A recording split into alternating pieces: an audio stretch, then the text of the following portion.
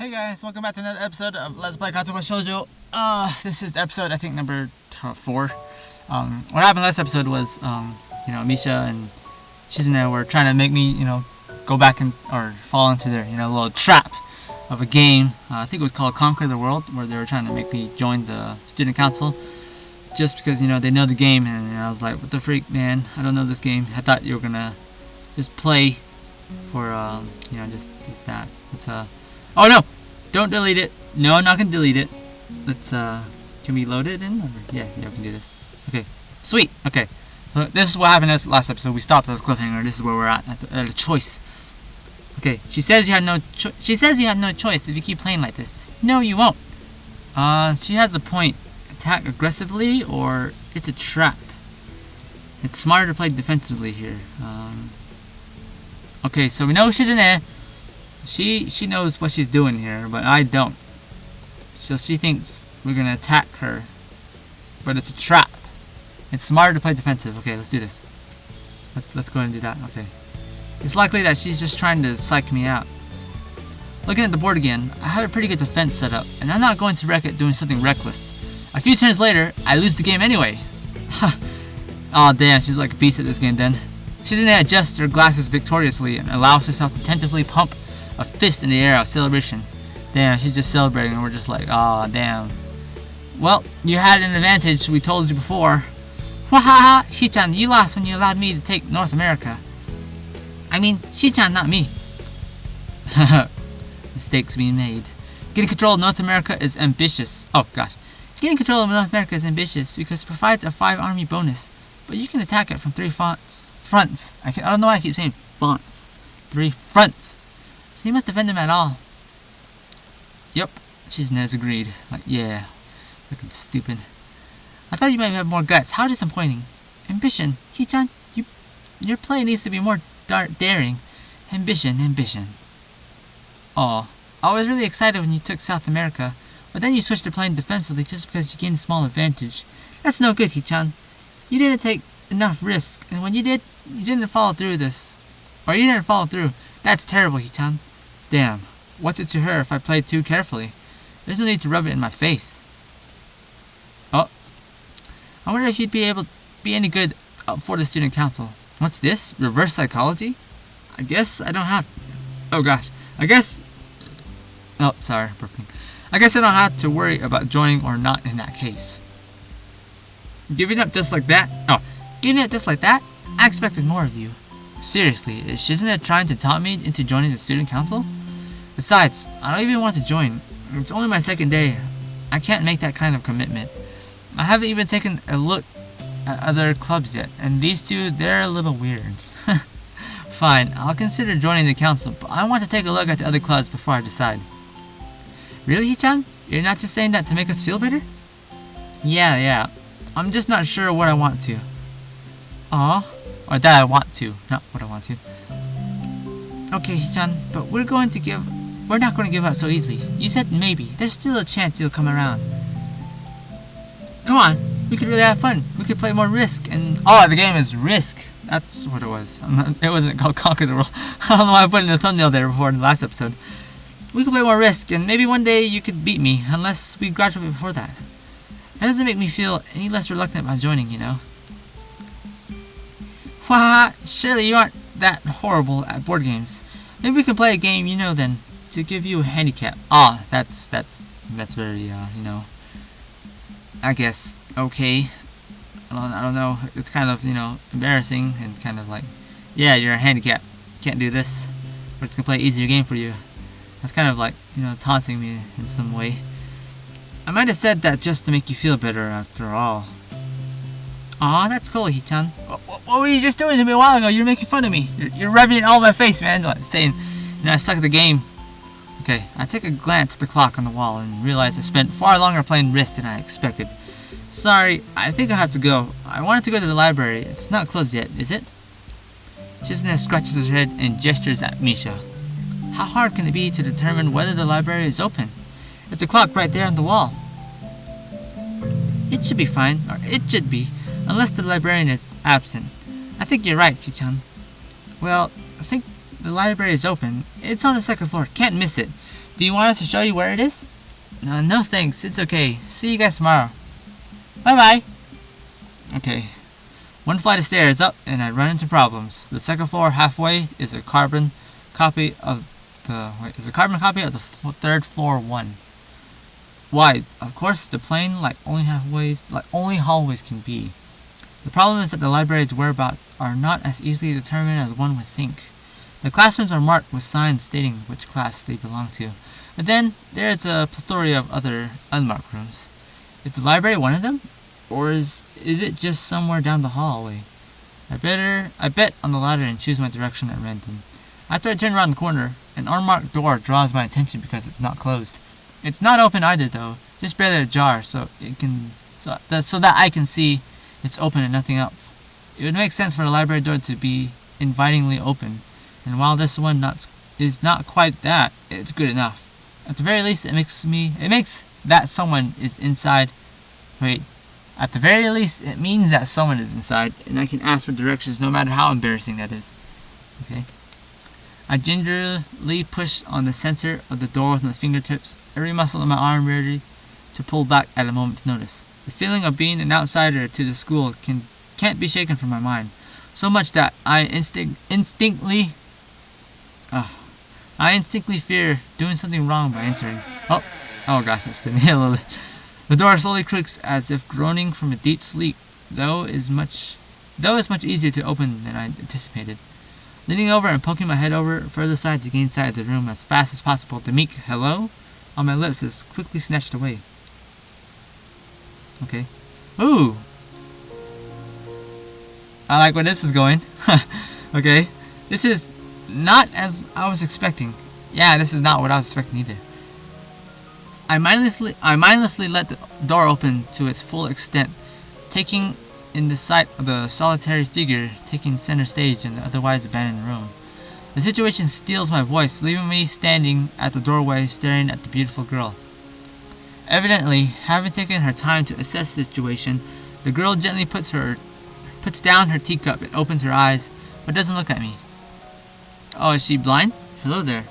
Eh? Oh, okay. Okay, let's do this. Sorry for clearing my voice. Hello there. May I help you? Staring directly in front of me, the movements of her lips seem to break the silence rather than usual. However, it's the soft, measured voice that reminds me she's being separate from the room itself. Not only is she likely the tallest girl I've ever laid eyes on, but even among the foreigners I've met, she's strikingly distinct. Hi. Sorry for intruding. I was just kinda lost. She takes a moment to formulate a response before speaking. Every action she takes feels as if she's carefully choreographed beforehand. Care to take a seat?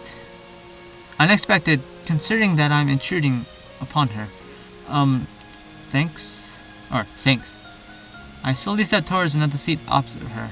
The girl resting the teacup and saucer on the wooden table in between. The way she does track my movements with her head is telling. That and the slight cloudiness to her eyes means she must be at least partially blind like Kenji. Come to think of it, her voice does have a detectable accent either. Her voice doesn't have any detectable accent either. I guess she must be half Japanese? As I take my seat, her composure takes me slightly off guard. Her air of relaxed confidence makes the silence entirely comfortable. The calming atmosphere is so very different from the student council office. I take it with you that you're a new student to Yamaku? Oh yeah, I just transferred in yesterday. I get a distinct feeling my speech pattern so matched the formality of hers, accentuated by her restrained bow of greeting. One which I hasten to match before realizing the futility of the action. I'm Lilly Satao. Pleased to meet you. Hisao Nakai. She gives a nod before gesturing roughly in the direction of her teacup. Would you care for a drink? Sure. As much as it pains me, I can't keep step with her formality in the proceedings. She gives a kind nod, taking the request in stride. Without another word, she steps off the chair and prepares a second teacup from a collection of supplies laid out along a shelf. A brush here, a brush there, her left hand often lightly touches the side of whichever container she's pouring into, It seems to be a process she's followed dozens of times before. As I lean sideways to see around her back, she seems to use her long hair, dainty finger to measure the right amount of water in the cup. It's one thing to see the different disabilities the students in my class have, but it's quite another to see how everyone seems to adapt. Shizune and Misha have no problem working together to communicate to me, and Lilly herself seems to have workarounds for problems I'd never thought of. While I feel slightly guilty about her doing the work, she seems pleased to be following the correct process of the offerer preparing the drink. So, her soft voice brings me out of the silence of observance. Which room were you looking for? It's not often the class is visited at the school library. Shizune and some classmates told me it was on this floor. She finishes pouring water into the teacup as she nods, a small metallic tapping coming from the teacup indicating it's been stirred. I'm aware of Miss Hakamichi, as are most students. To be with... Oh gosh, I skipped it on accident, sorry. That's right, it's the science room with Mito. She gives a small giggle before setting down the teaspoon and slowly walking towards the table, teacup and saucer in hand. He's quite a character. I imagine you'll come to like him, most do. Oh, look, we get to see my face now. Oh wait, no, we did see my face in the very first episode. We get to see my face after the stuff that's happened? I don't know, I'm sticking with that. As she sets down the tea, I gently take it and have a sip. I'm really more of a coffee person, but this seems like a rather bad moment to bring it up. Nonetheless, the smell's quite nice. I hardly think it'd be hard to choke down. Thanks, Sutao. Sato, not Sutao, it's Sato. It tastes really nice. She smiles and quickly waves her hand in front of her face. Lilly, please. There's no need to be formal. She says this in spite of her exceedingly well-bred speech. Oh well. I guess I should try and ask her about herself, as it really does seem as if she's chattering to me. So, which class are you from? I imagine it's one of the third-year classes? Correct. I'm in class 32, which is on the third floor, same as yours. It's taught by Miyagi, and is especially for both blind and partially blind students. I see. Sorry. I sorry? Oh gosh, I'm sorry. Sorry. I feel like slapping myself with a fox paws. Looking at her face, though, she doesn't seem it the least but put off by it. My, there's no need to change your speech on my account. Sure, sorry, I guess I'm really showing my newness here. An environment like this would be a big change, so I can't fault you for it. While the same can be said for everyone else, many have come to their terms with their conditions. The category which would include her, it seems, all too ready to jump ship from this particular topic, I see into another. Do you come here to drink tea often? It's a really nice place. Thinking on that, this might be her version of the place behind my school that I'd like to have lunch at. I come here fairly often during lunch times. My duties as class representative don't leave enough time for an official club, so a friend and I use this room for having tea. Class representative, huh? Compared to Shizune, her mannerisms seem to be almost completely opposite, while Shizune is blunt and fiercely driven. Lilly seems relaxed and calm, almost aloof. Come to think of it, she might be useful for a less biased view of the school's clubs. What kinds of clubs are there to join? The more popular ones are in the track and field, which uses the field near the school during lunch times. The baseball club and the book club in the room near the library. There are also numerous small ones too, though, such as the art and music clubs. At a time when I'm just wanting to get on my feet, rushing into the club right away seems slightly unappealing. I wonder if this school shares the same rules as my old one. Is it compulsory to join a club? It isn't, though it is encouraged. Ah, good. That's a relief. I really let down my guard around this girl to let such a thing slip out. The fact seems to slightly amuse her. Not wanting my tea to get cold, I finally start drinking it as Lilly does the same. Oh damn, we've been talking for a long time. As I looked over to the window over her shoulder, I noticed a light coming into the room as a distinctly orange tint. Even here, time doesn't stand still. Huh, the time's gone quickly. Sorry. Right, she's blind. Of course she can't see the sun setting.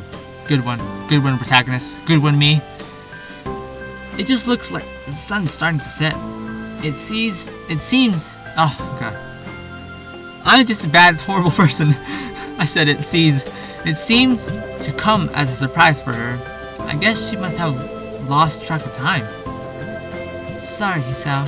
I didn't mean to keep you from the library for so long. I quickly moved to allay her concern. Oh no, it's okay. The library's still open, isn't it? She pauses and takes a moment to think on it.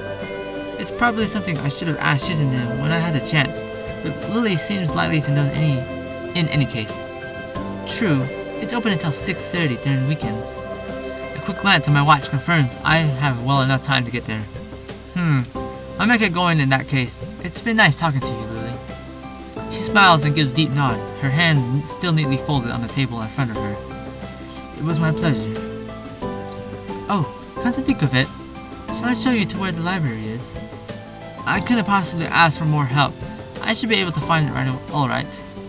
Well, unless my navigational skills fail me. Which they seem to have a habit of doing.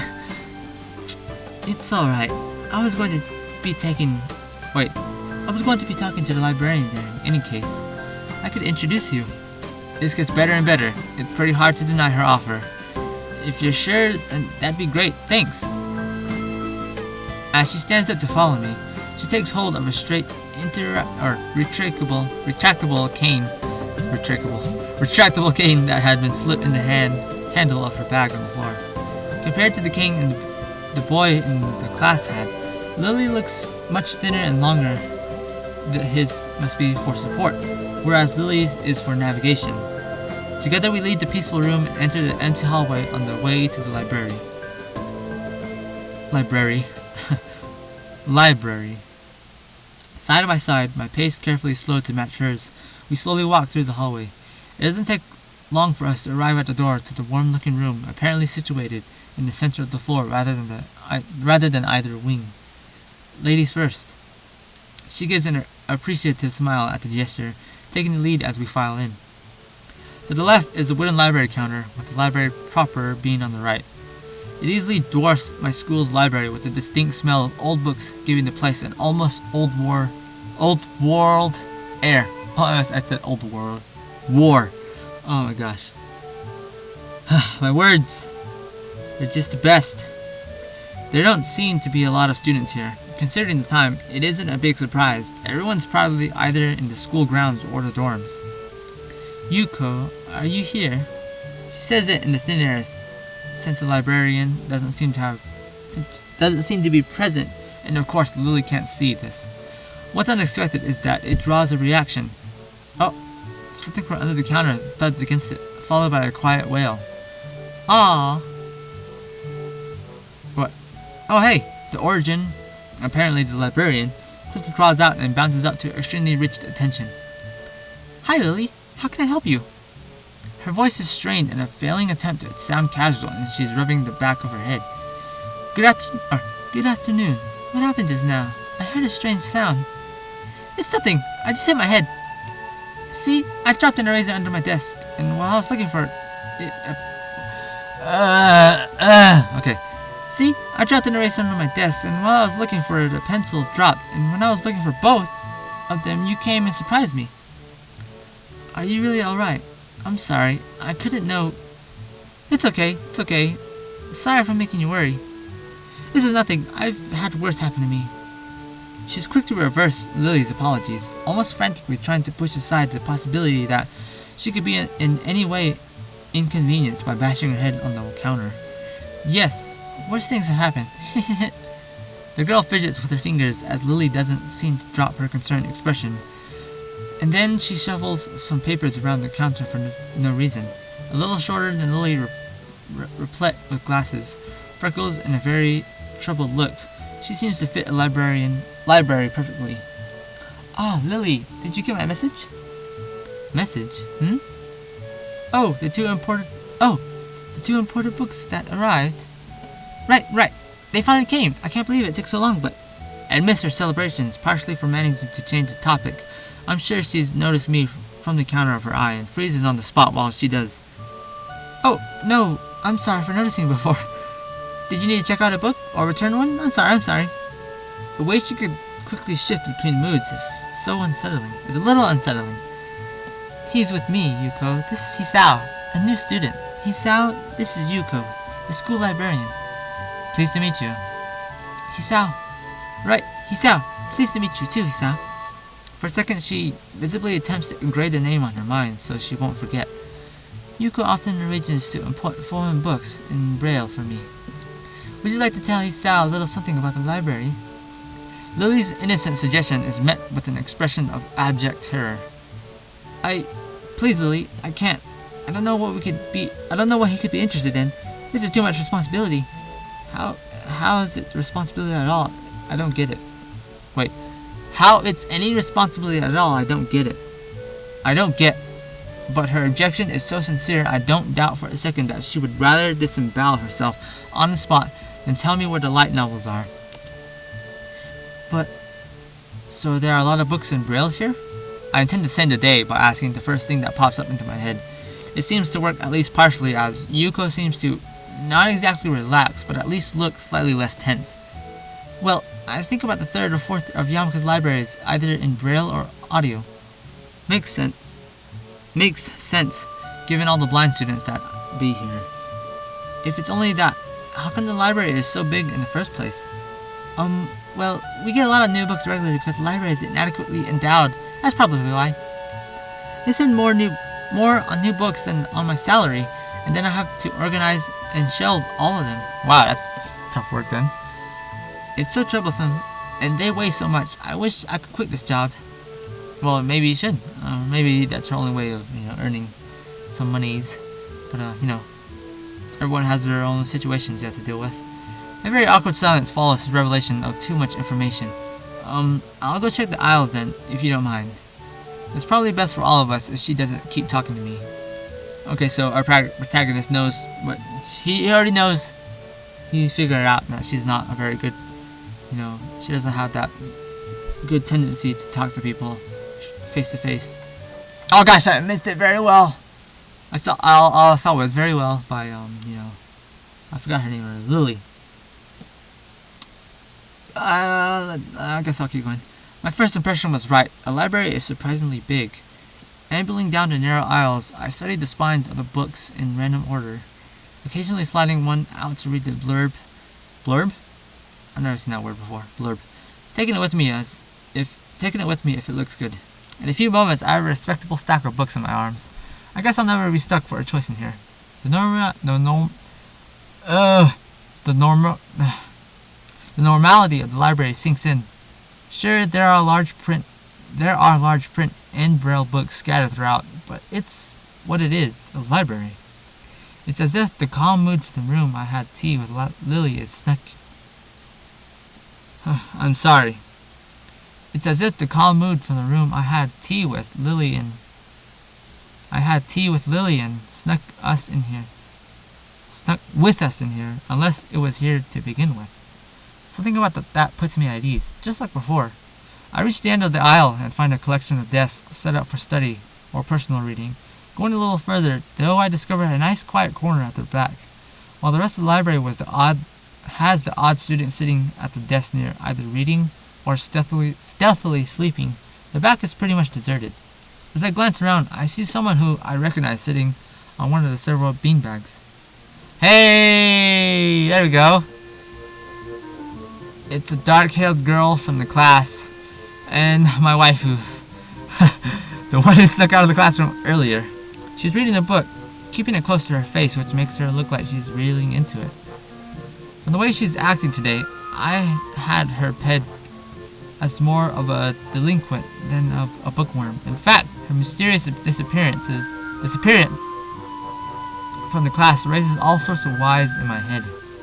Intrigue floats slowly but surely towards the surface, and before I know it, I'm walking towards the mysterious long-haired girl. I guess there's no harm introducing myself, as I would know as I would with anyone else. She's a classmate after all. Walking over to another beanbag, I take a seat and lay my books beside it. The girl starts looking scaredly up at me from underneath the fringe. This is the first time I've seen her this close. Underneath her long, dense bangs, I can see the part of her face, at least a third, if not half. It's pretty badly scarred. My eyes are immediately drawn to the scars, subconsciously peeking past her hair until they meet her own eyes. For a second, I'm shocked and divert my eyes to the book in her hands, before I realize that looking away properly only makes it worse.